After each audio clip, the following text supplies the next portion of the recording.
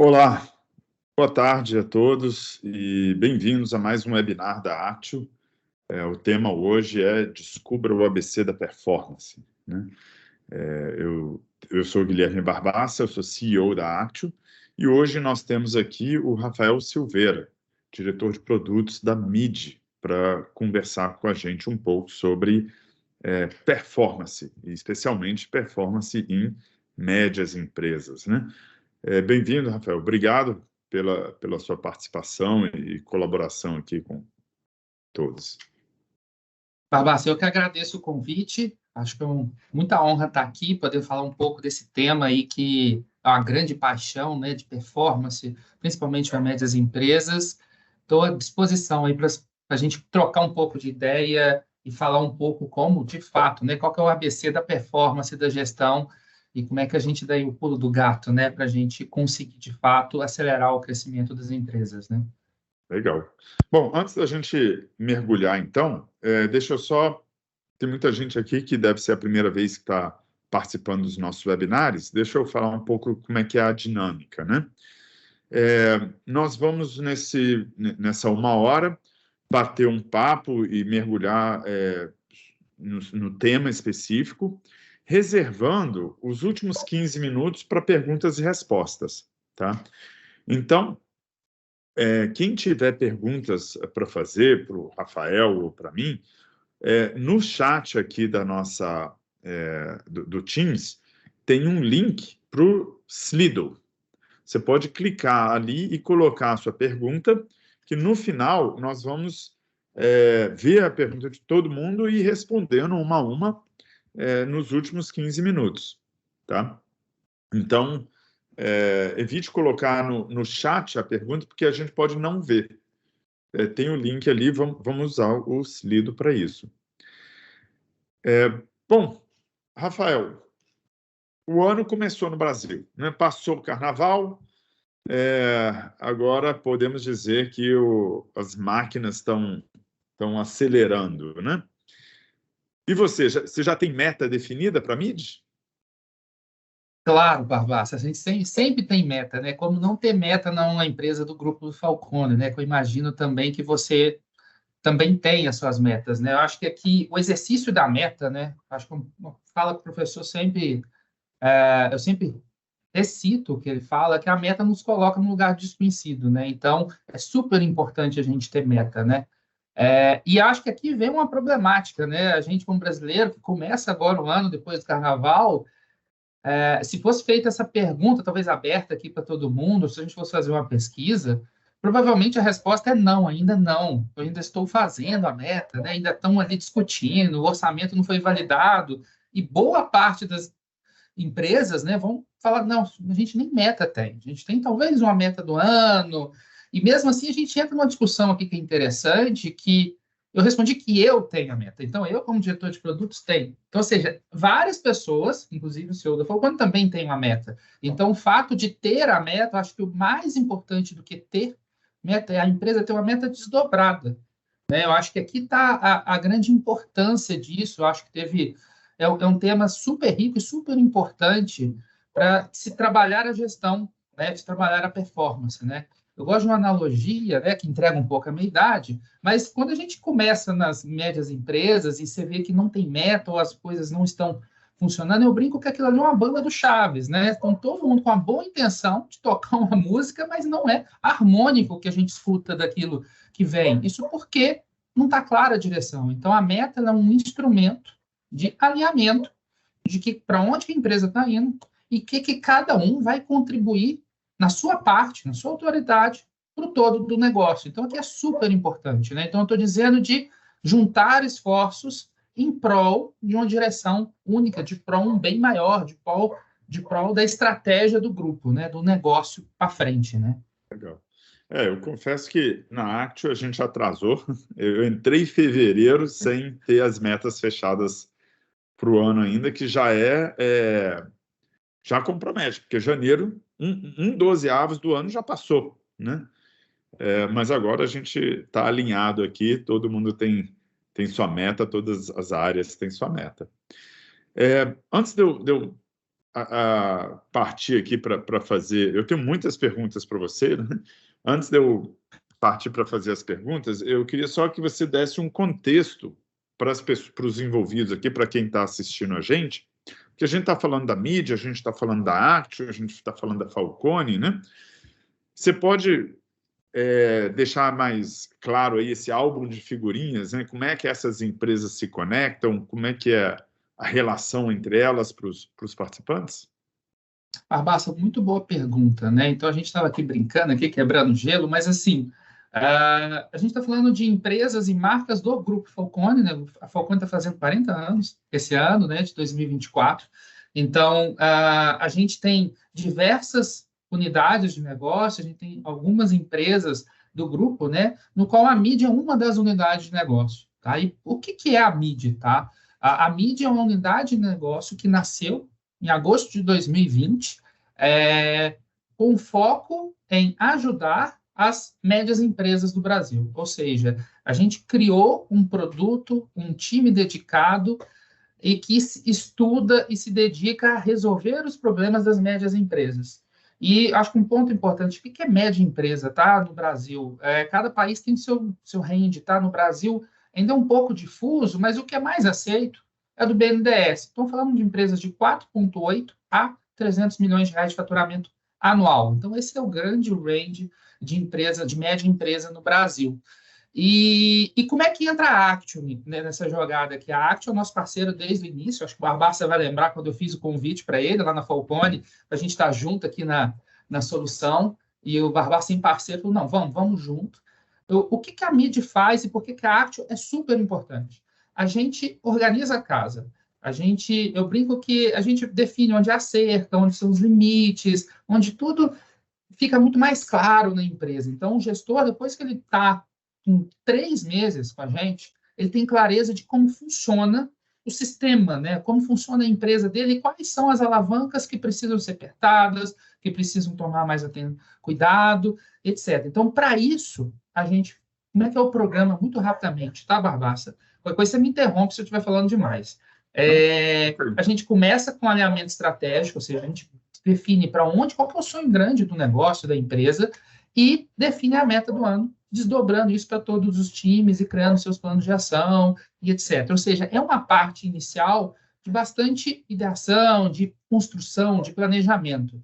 E só que o jogo se ganha na execução. E aí que vem o papel da Actio. A Actio, ela permite, e até citando um cliente nosso, que a gestão esteja na palma da sua mão, né? Ele consegue ali ver qual área que não está batendo meta, quais são os indicadores que estão com dificuldade, quais são os planos de ação que estão sendo feitos, quais ações estão atrasadas, ou seja, é ali que a gente muda, né, o resultado, né? Assim, o resultado da empresa, mas é um somatório de processos, procedimentos que funcionam. Se eu quero um resultado diferente, eu preciso mudar alguma coisa. Se eu não mudar nada, esperar um resultado diferente do que eu já tenho é uma loucura, uma insanidade, né? Então, a Actio é aqui a peça que nos permite que essa gestão seja feita sem grandes esforços, tá? Sem grandes esforços humanos, sem muita transpiração, de uma forma muito tranquila. Legal. Vocês têm o conhecimento, né, de 40 anos de Falcone e desde 2020 MID, né, focado em médias empresas, e a gente está ali agregando tecnologia para fazer a operação desse conhecimento no dia a dia das empresas, né? Muito bom. Bom, você já tem, então, desde 2020... Bom, antes disso, você já tem uma carreira na Falcone longa, né? Mas tipicamente com grandes empresas, né? E desde 2020, você tem interagido muito com médias empresas. E eu entendo que, apesar dessa faixa que você deu aí do BNDES, né? Vocês atuam até em empresas um pouco maiores que isso, né? Como é que, na sua percepção, o que tem sido os principais problemas que você vê essa faixa de empresas lidar no dia a dia? Porque é uma faixa que geralmente está em crescimento, está em constante transformação, né?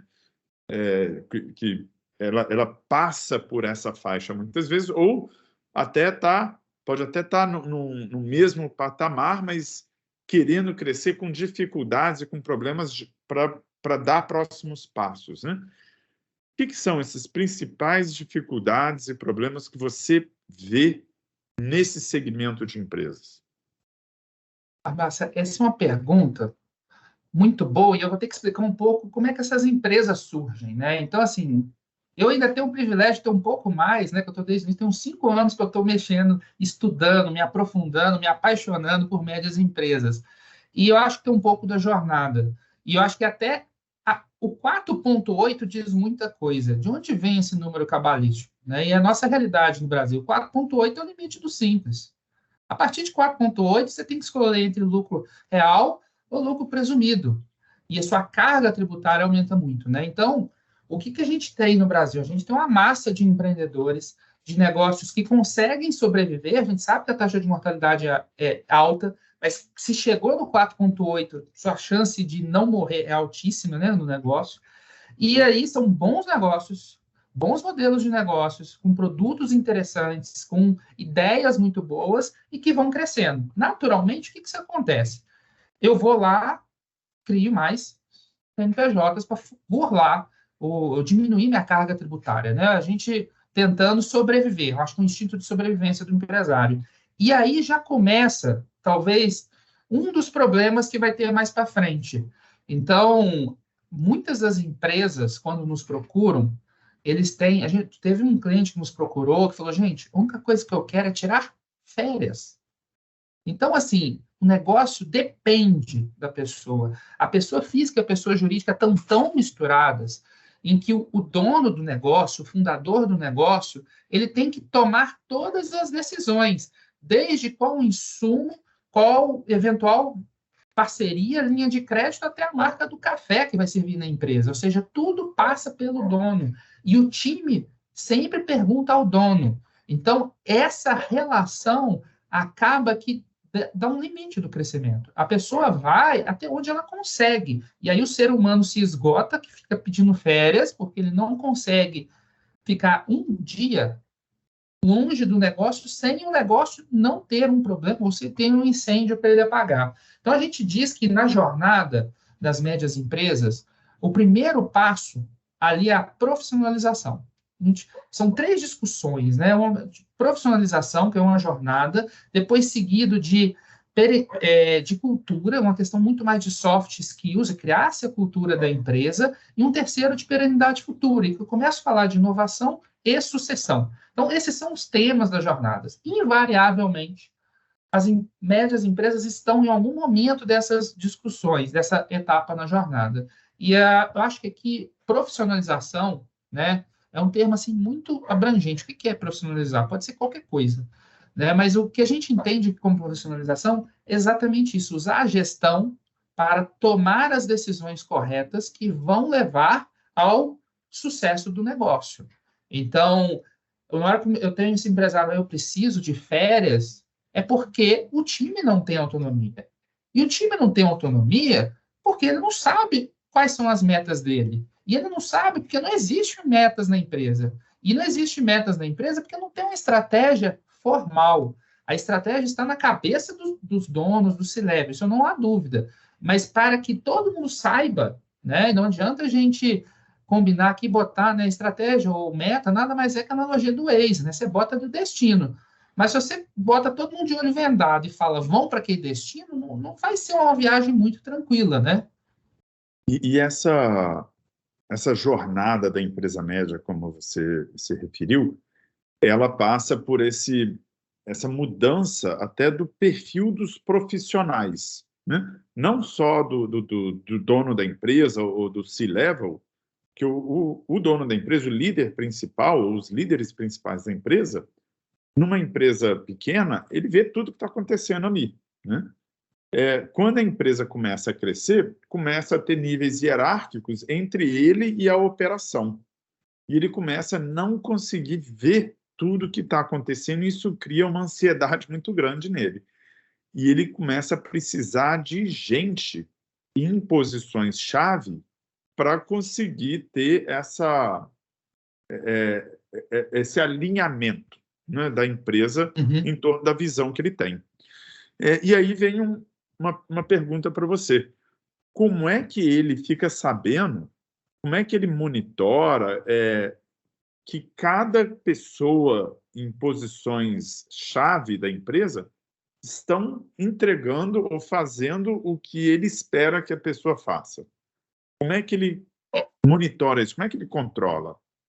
Então, e esse é o grande dilema, Barbassa, no fundo, né? Se eu for pensar uma média empresa que está nesse estágio e ainda não fez um desdobramento de metas, ele se encontra tendo que trazer gente de mercado com experiência, provavelmente com salários muito acima da média da empresa que ele está acostumado a pagar, e ele não consegue ter uma métrica objetiva se aquela pessoa está performando bem ou não.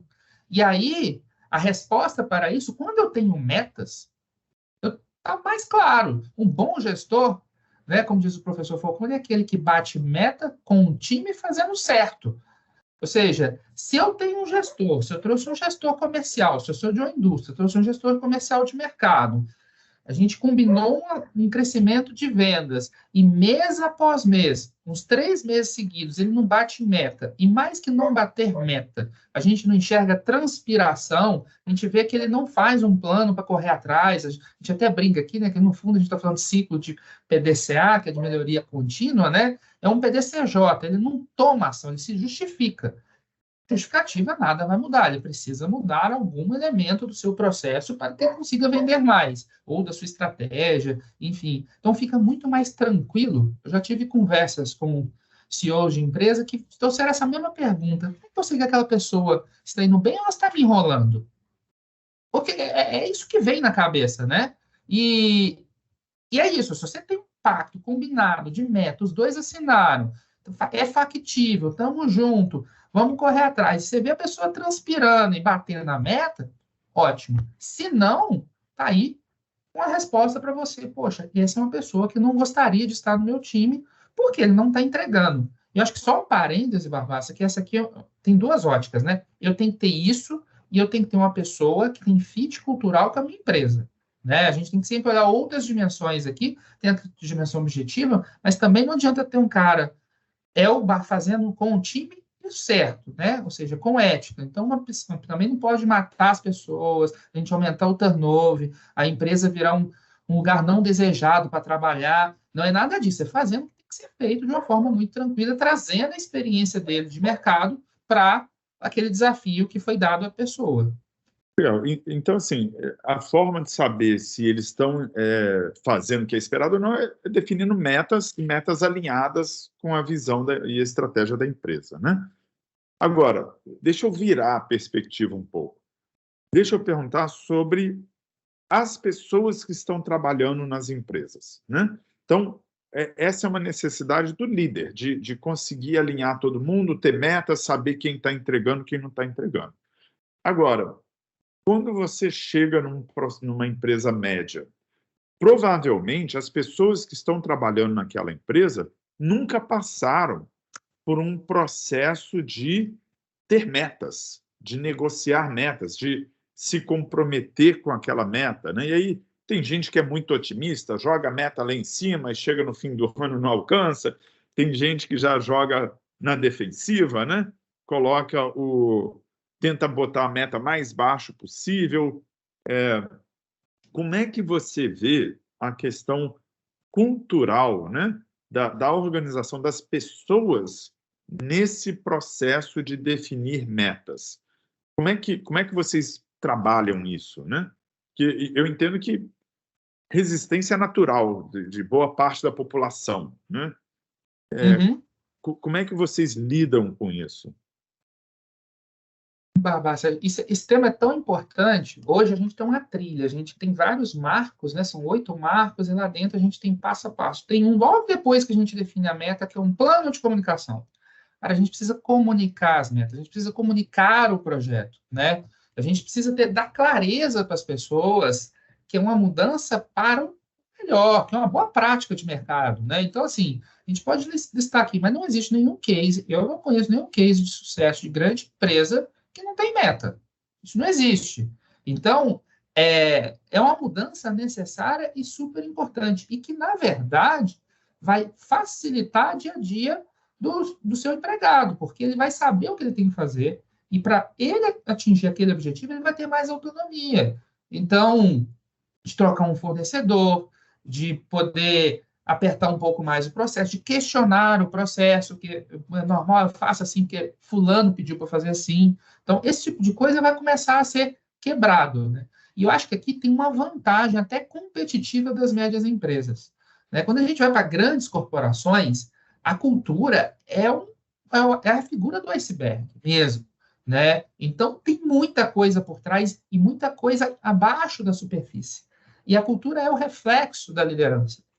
Como as estruturas são menores nas médias empresas e tem o papel do dono, do fundador, a cultura se assemelha muito ao dono que ele construiu ali. Então, isso é uma vantagem dele. Não tem cultura desalinhada ao dono, porque senão a empresa não existiria. Então, assim, é um negócio, é uma vantagem. Então, se houver, e aí esse eu acho que é o pulo do gato, o envolvimento do dono da empresa nesse processo de profissionalização é chave do sucesso.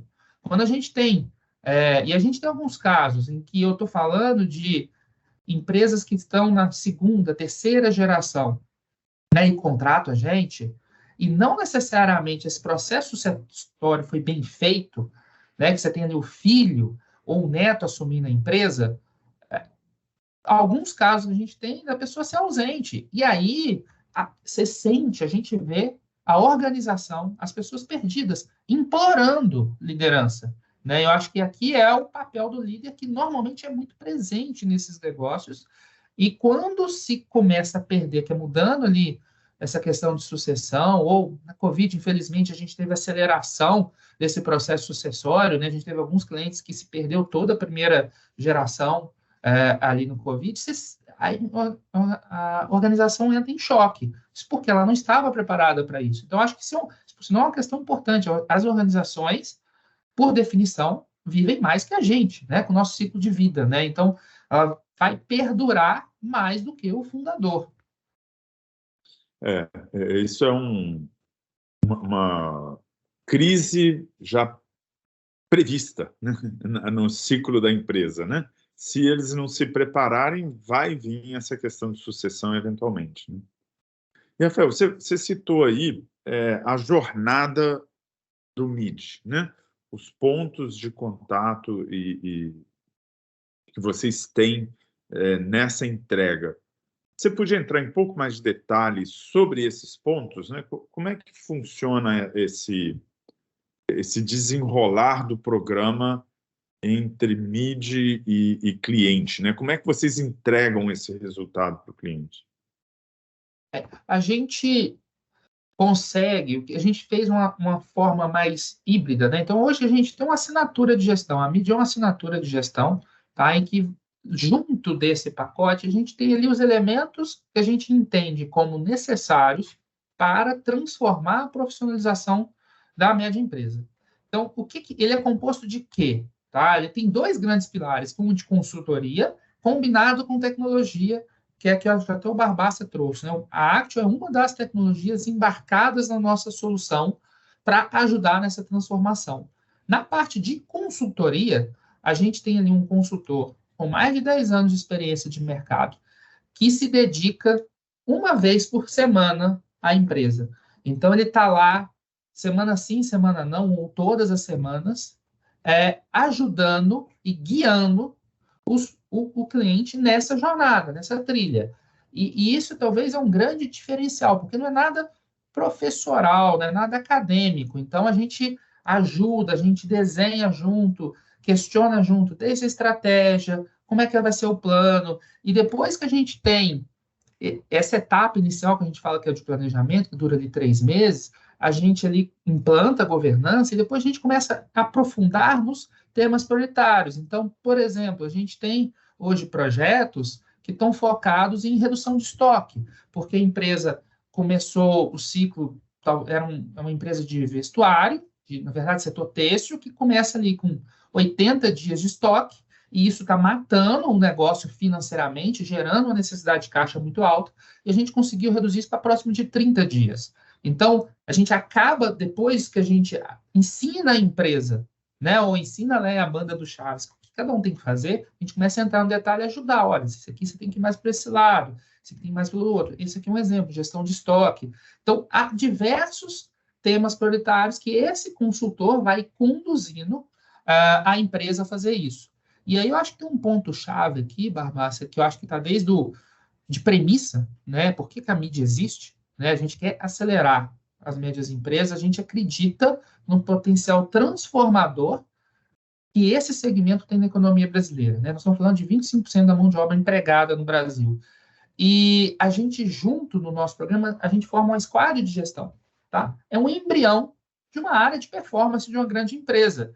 E ali a gente está transferindo conhecimento de forma massiva, intensiva e constante para esse time. Com isso, os problemas mais básicos, eles vão... A gente vai subindo uma escada, né? A gente dá um primeiro passo, esse time garante que a gente não vai dar 2 passos para trás. A gente vai só ajudando a aumentar o nível de maturidade de gestão, enquanto esse time dá essa sustentação. Então, passa-se a ter ali um gerente, que é um gerente de projeto, que pode virar um gerente de performance no futuro, ou um multiplicador capacitado para fazer as críticas, entender o que está funcionando, o que não está funcionando ali das engrenagens. Então, essa é o nosso bolo da consultoria, tá? E eu acho que a gente está hoje no Brasil inteiro, tá? A gente está em quase 90% dos estados, a gente atua em todos os segmentos e localmente, geograficamente dispersos, né?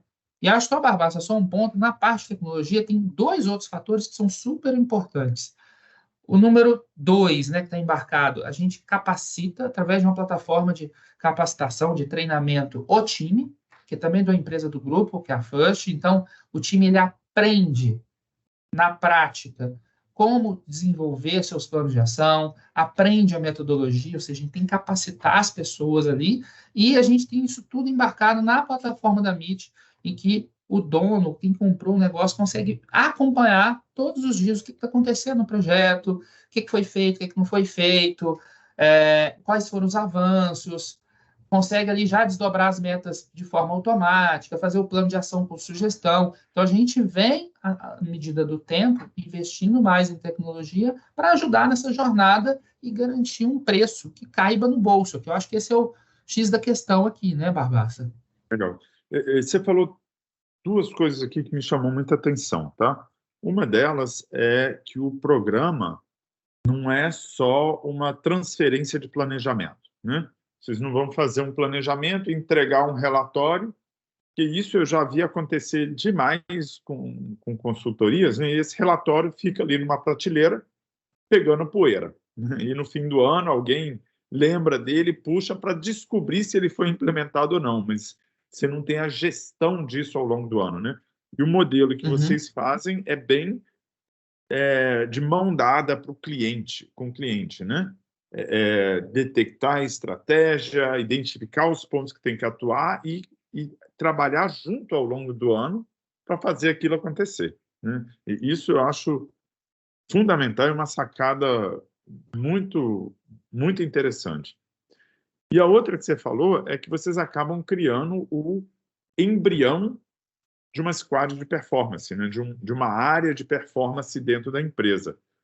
Isso, junto com a capacitação da First, que você falou também, consegue levar o conhecimento de metodologias de gestão, de práticas de gestão, que geralmente só existem em grandes empresas, para esse segmento de médias empresas. Então, é uma forma de começar a preparar a empresa para dar próximos passos e absorver esse conhecimento, né?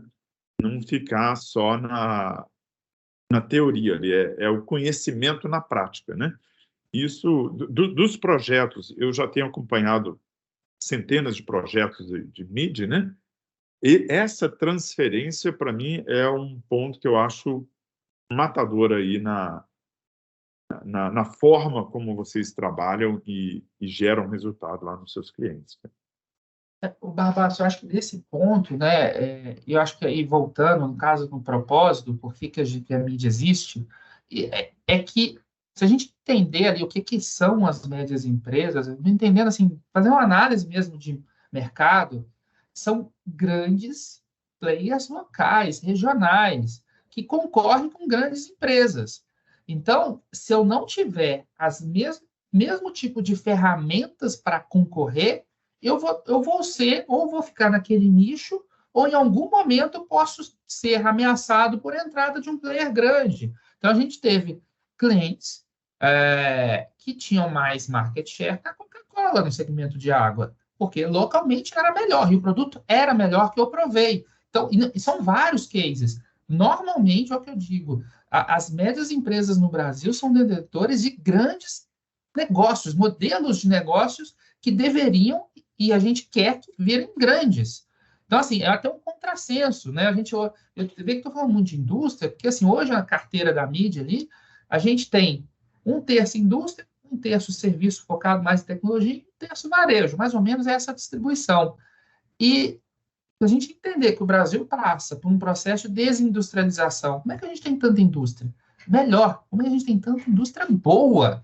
Não são indústrias que estão à beira de falência, não é nada disso. Então, assim, é um negócio muito interessante que se com o caminho certo, com as decisões sendo tomadas corretamente, vão virar grandes empresas.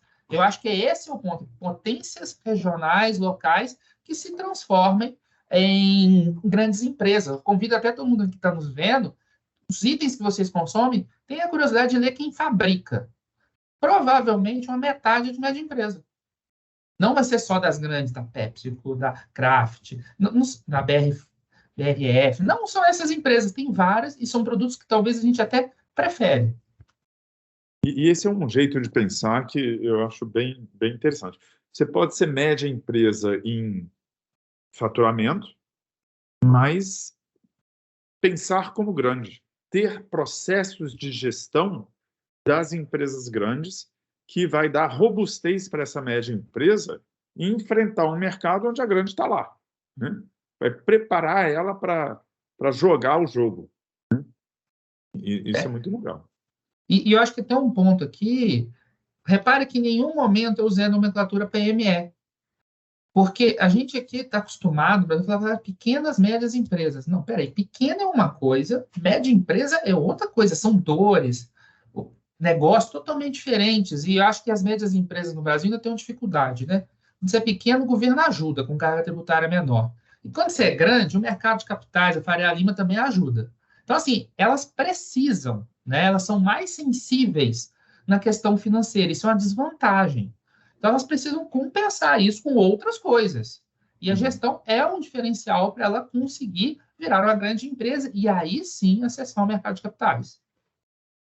Aí, Rafael, agora eu vou te desafiar aqui, porque eu vi uma estatística e quando eu vi pela primeira vez eu cheguei a duvidar. Eu quero ver se você confirma ela ou não, né? As empresas médias, e isso eu vi conversando, vendo uma apresentação de vocês, se não me engano. As empresas médias que estão dentro do programa MID crescem 3 vezes mais rápido do que o segmento de empresas médias do Brasil. É isso mesmo? Esse é o... Eu acho que esse é o... Eu acho que até é sim, Barbassa. E olha que interessante. Ontem, no caso de ontem, eu estava escutando um cliente que fez uma seguinte pergunta para o nosso time comercial. Mas eu invisto em vocês ou na máquina? O que é melhor? Assim, a gestão, ela permite isso, que você otimize os seus ativos, tanto físicos, financeiros e humanos, da melhor forma. Acho que a analogia da banda do Chaves é essa: não adianta pôr mais músico. Então, se você ordenar, você vai tomar melhores decisões, né? Eu acho que quando a gente estava conversando, Barbas, eu disse, poxa, de um cliente que tomou a decisão errada de abrir uma unidade nova aqui em São Paulo, na Paulista, e isso quebrou o negócio. Então, quantas decisões ruins são tomadas? Por outro lado, quantas decisões boas podem ser tomadas e vão acelerar o crescimento do negócio. Então, esse eu acho que é um fator, e tem um segundo fator, né? Lembra lá que o cliente me perguntou como é que eu tiro férias, né? Isso quer dizer, né, em sistema de gestão, que ele está dentro do nível operacional, no tático e no estratégico. né? Na prática, ele está no operacional 80% do tempo, 20% no tático e estratégico, talvez nos jantares familiares. Quando o gestor, quando o C-level da empresa não está no nível estratégico, o concorrente está. E com o programa da MID, ele vai sair do operacional, vai ficar mais no estratégico e tomar as decisões que cabem a ele, e não deixar mais a sua estratégia sendo definida pelo concorrente. Isso explica crescer 3 vezes mais que a média. Legal. Pessoal, eu vou lembrar vocês que as perguntas vocês podem colocar no Slido, né? Então, se você acessar o chat aqui da nossa conversa, vai ter um link lá e você pode clicar no link e escrever a sua pergunta, que a gente vai, daqui a pouquinho, endereçar elas, tá? Aí, só antes da gente partir aqui para a sessão de perguntas, vocês atuam com, você já citou, né? Indústria, serviço, varejo. Tem algum segmento ou alguns segmentos que você entende que estão mais preparados não seria a pergunta, seria com maior necessidade de suporte de gestão? O que são os segmentos que você vê que precisam mais, né? Mas eu acho que eu vou te trocar, Prisma. Eu não acho que tem algum segmento que precise mais ou menos. É uma questão muito mais de momento. De trazendo uma estatística. Hoje, metade dos clientes da MID nos procuram para crescer mais e a outra metade para rentabilizar o negócio. Ou seja, a empresa cresceu e cresceu de forma desordenada e precisa ordenar. Então, ou seja, quem precisa da gente são empresas que têm esse sonho, que querem crescer, que querem se tornar maiores em faturamento, que querem rentabilizar melhor o negócio. Então, são pessoas, são empresários que têm esta ambição, independente do setor. Ou seja, que querem continuar jogando o jogo competitivo do nosso mercado brasileiro. É isso. Querem continuar no jogo, que estão com afinco de continuar ali o patrimônio da família, né? A gente tem que saber, mais de 80% das empresas médias são familiares. Então, estou dizendo do patrimônio da família, né? Então, é isso. Empresas, pessoas que querem o patrimônio da família perdure gerações, né? Legal. Muito bom. Então, não depende do segmento, depende da ambição da empresa, né? Exato. Da desejo, da vontade do dono, do C-level, em fazer diferente, em ser diferente e competir de igual para igual. Perfeito. Bom, pessoal, a gente pode partir agora para as perguntas e respostas, tá? Então, Antônio, você pode compartilhar com a gente aqui a tela do Slido com as perguntas para eu poder ir lendo e pegando uma a uma?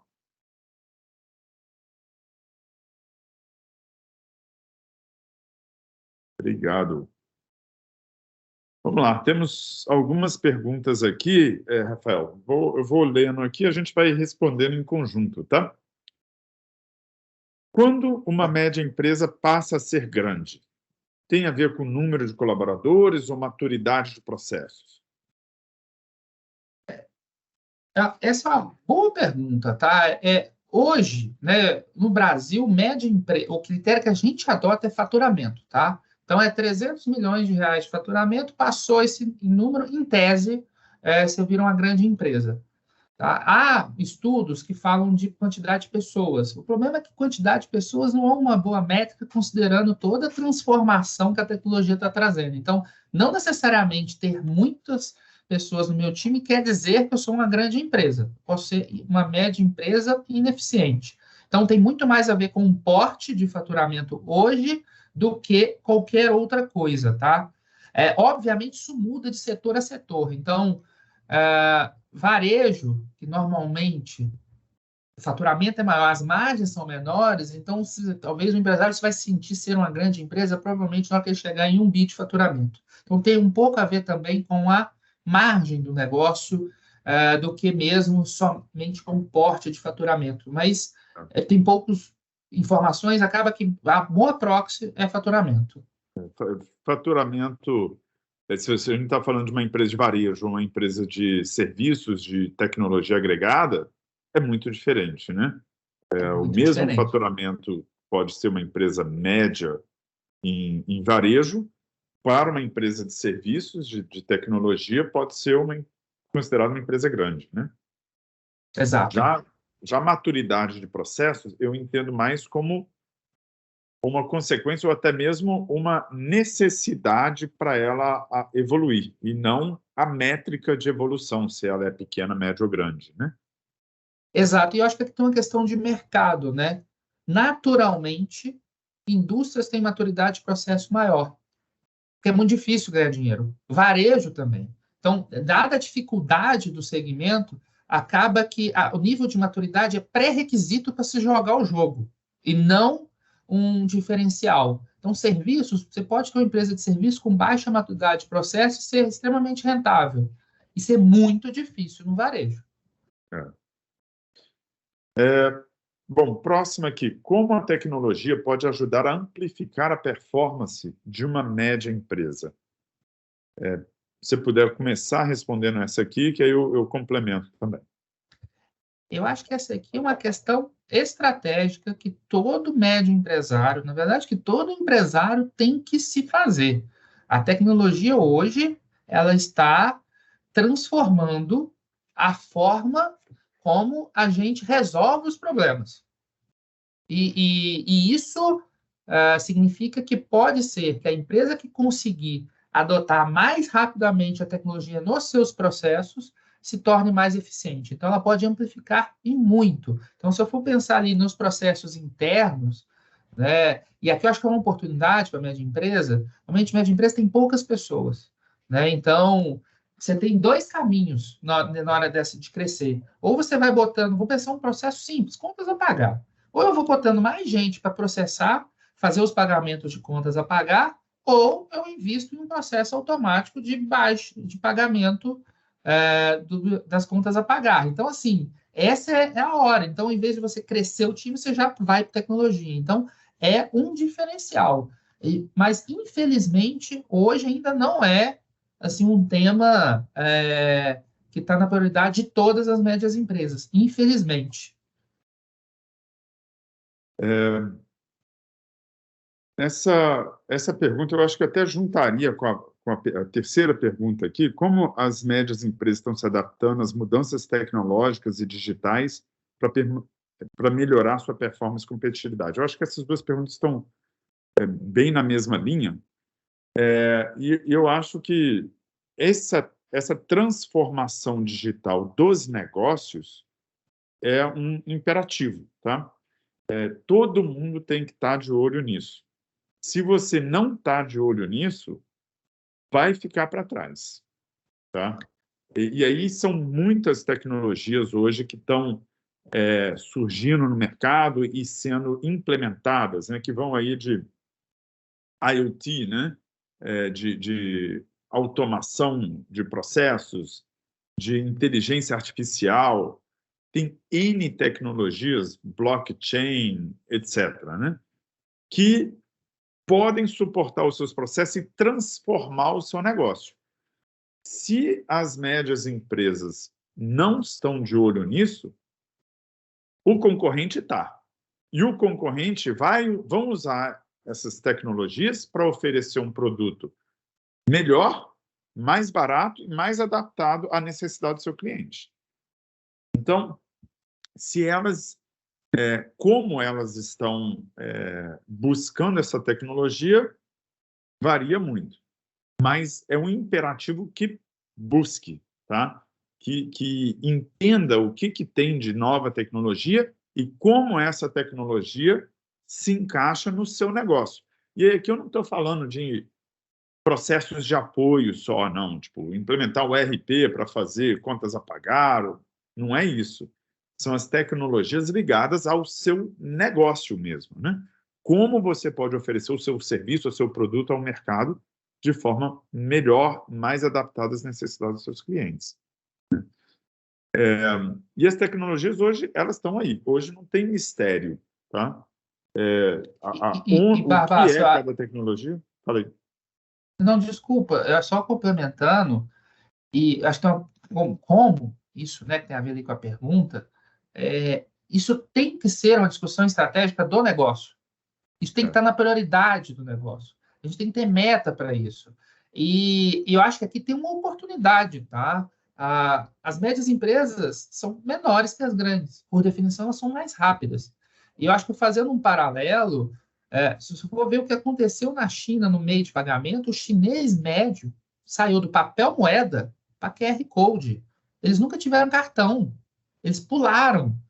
Não é porque a empresa é média que ela tem que passar por todos aqueles passos para chegar na tecnologia de ponta. Ela pode pular e ela consegue fazer isso muito mais rápido, com menos burocracia, desde o processo de compras, que é mais simples, escolha de fornecedor, complexidade dos processos. Então, tudo é muito mais rápido. Então, ela pode testar mais rápido, implementar mais rápido e estar à frente de grandes empresas que estão investindo milhões de reais nisso. Nessa linha, eu posso até dar um testemunho da própria Actio, né? A Actio é uma média empresa, e a gente, quando teve o lançamento ali dos grandes modelos de linguagem natural, né, de ChatGPT, as grandes empresas, elas têm processos muito pesados para conseguir incorporar essas tecnologias. Nós, em 3 meses, a gente incorporou a tecnologia e ofereceu o serviço para o cliente da inteligência artificial integrada aos nossos produtos que já são de transformação digital dos processos de gestão da empresa, né?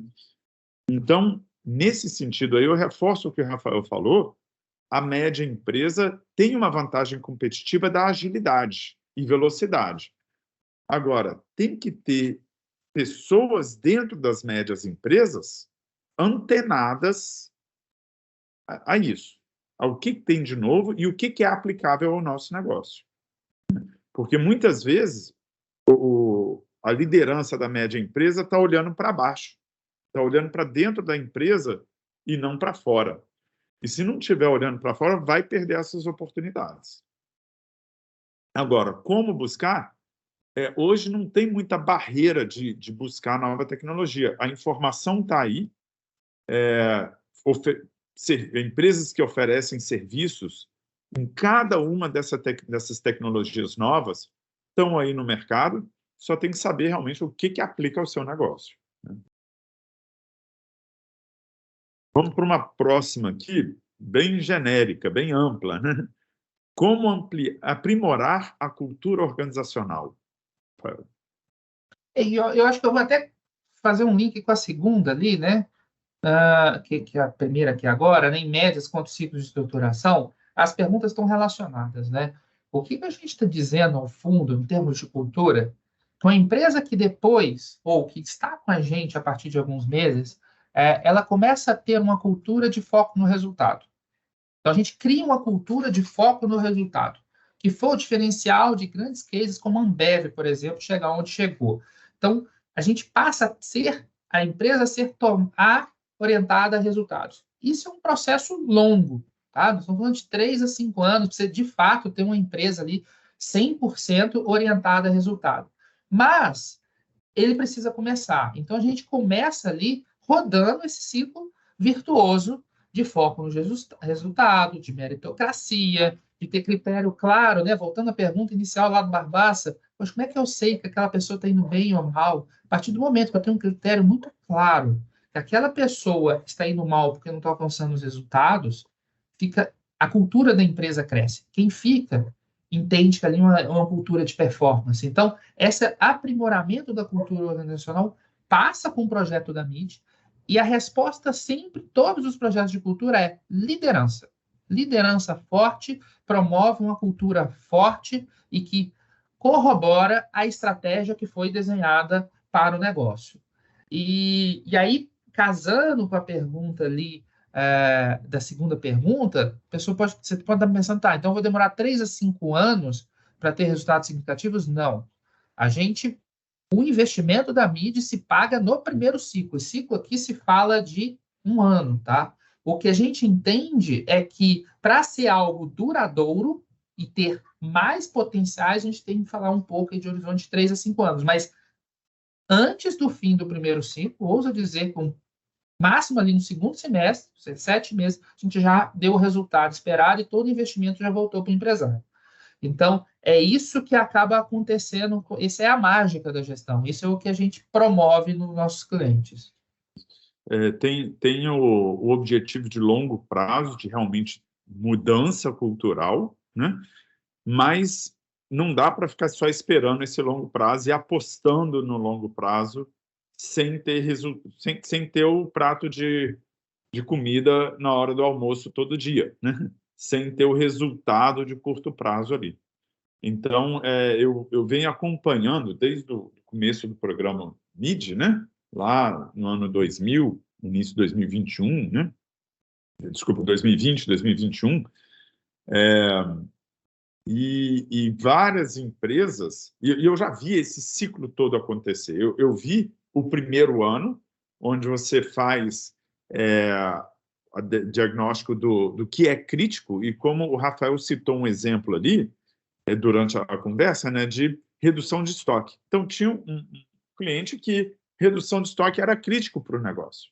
Então, fizeram um projeto específico, conseguiram entregar, reduzir estoque, o ciclo, né, de giro de estoque, e gerou resultado de curto prazo, que com esse resultado você vai reinvestindo e gerando né, tendo tempo para fazer a transformação cultural, porque a transformação cultural leva tempo, né? Não é de um dia para o outro, não é em 3 meses que você faz uma transformação cultural, mas você tem que ter fôlego para fazer isso. Então, tem que ter resultado ao longo do tempo para ir de um ciclo para outro e criando uma transformação mais profunda na organização, né? Eu testemunhei isso em diversos clientes mídia aí ao longo do tempo. E hoje tem muitos clientes que já estão 2, 3 anos com vocês, né, Rafael? Sim, a gente tem 3 anos, vamos fazer 4 anos agora, mas a gente já tem clientes no quarto ciclo. A gente tem uma parceria duradoura, né? A gente é para isso que a gente nem chama de projeto, conceitualmente, programa, porque a gente entende que é algo maior. A gente está construindo algo maior. A gente quer que esses nossos clientes hoje virem grandes empresas no amanhã. E eu acho que é um pouco essa a nossa ambição e para isso que a gente tem norteado e feito todas as nossas metas nesse sentido. Legal. Pessoal, a gente já está batendo o nosso horário aqui. Eu queria reservar o último minuto só para agradecer ao Rafael participação, e não só a participação no evento, mas a parceria aí dos últimos 4 anos, né, que tem sido uma parceria de muito sucesso. Eu acho que a gente ajudou centenas de empresas, né, ao longo desses últimos 4 anos, e estamos com uma expectativa muito grande para o futuro do programa MID e da nossa parceria também. E agradecer a todos também que tiveram presentes aqui. Quem tiver interesse em conhecer mais, por favor, entre em contato com a gente, tá? A gente vai estar à disposição e podemos marcar em conversas individuais com vocês.